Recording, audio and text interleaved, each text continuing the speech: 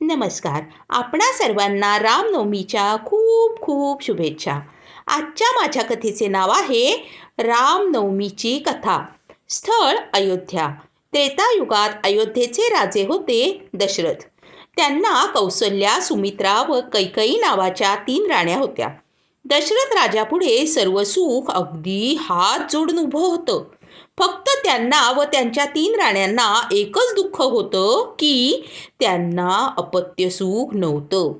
त्यामुळे दशरथ राजाने अपत्यप्राप्तीसाठी पुत्रकामेष्टी यज्ञ केला. हा यज्ञ करण्यासाठी राजाने सर्व तपस्वी, विद्वान, ऋषी, मुनी व प्रकांड पंडितांना आमंत्रित केले होते. वेदांच्या ऋचा उच्च स्वरात म्हटल्या जाऊ लागल्या. संविधांचा सुगंध सगळीकडे दरवळू लागला.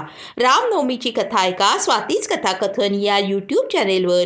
धन्यवाद.